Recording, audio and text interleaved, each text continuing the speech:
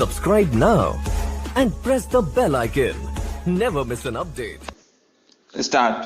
प्रत्यर्थी द्वारा यह प्रकथन किया गया है कि अपीलार्थी संख्या 1 के अपनी ससुराल में रहने के दौरान पत्नी उसके माता पिता को टोनी कहकर पुकारती थी और छोटी छोटी बातों पर झगड़ा करती थी। अपीलार्थी पति के कहने पर प्रत्यर्थी ने अपने माता पिता से पृथक रहना आरंभ कर दिया, तथापि पत्नी का व्यवहार ठीक नहीं हुआ, इसलिए वे गांव चले गए। तथापि समाज के सम्मानित व्यक्तियों द्वारा बार बार समझाने पर भी पत्नी का व्यवहार ठीक नहीं हुआ।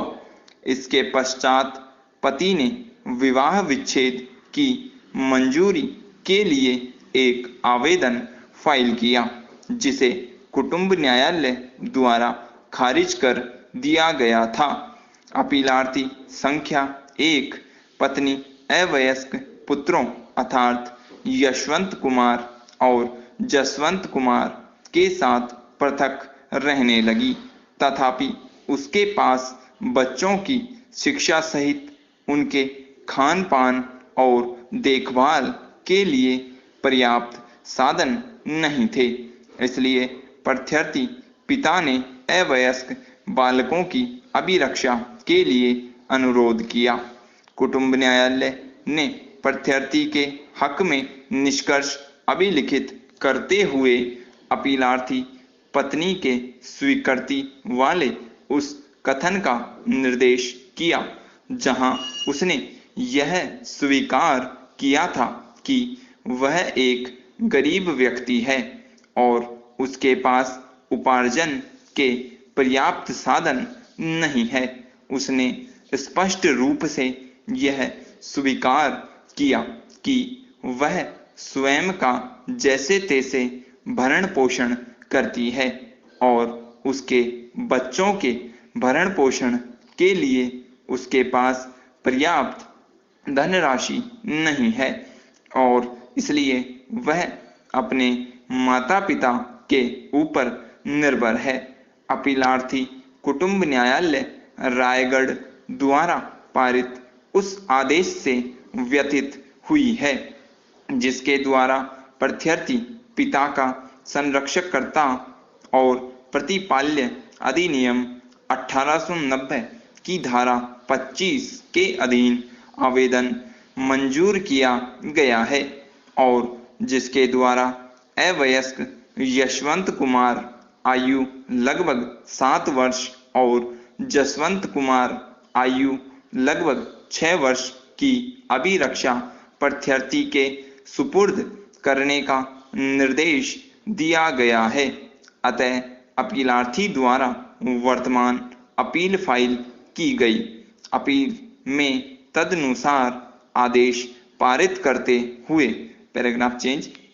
अपीलार्थी के विद्वान काउंसिल श्री चटर्जी ने यह दलील देते हुए न्यायालय को सहमत करने का प्रयास किया है कि अवयस्क यशवंत कुमार और जसवंत कुमार प्रत्यर्थी के साथ रहने के लिए इच्छुक नहीं है, क्योंकि वे माता से अत्यधिक लगाव रखते हैं और इसलिए अवयस्कों के कल्याण के बारे में विनिश्चय करते समय उनकी इच्छा को ध्यान में रखा जाना चाहिए।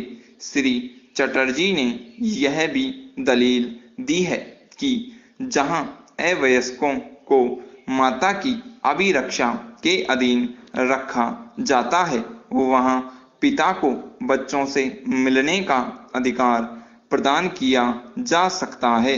उक्त दलील पर गहराई से विचार करने के पूर्व न्यायालय श्री चटर्जी द्वारा दी गई दलीलों को स्वीकार करने के लिए तैयार नहीं है, क्योंकि अवयस्कों का कल्याण उनकी उचित शिक्षा सहित उनकी उचित देखभाल पर निर्भर है, जो कि उनके जीवन के अधिकार का एक भाग है और बेहतर तरीके से रहने के लिए अधिकार का एक भाग है।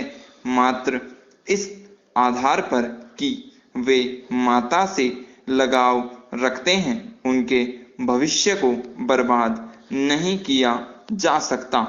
आज के प्रतियोगिता पूर्ण संसार में बच्चों को जीवन के लिए बेहतर शिक्षा और भविष्य में उनकी आजीविका उपार्जित करने की अत्यधिक आवश्यकता होती है। माता के प्रेम और लगाव को अवयस्कों के भविष्य को प्रभावित करने के लिए आंख मूंदकर स्वीकार नहीं किया जा सकता। Stop. Subscribe now and press the bell icon.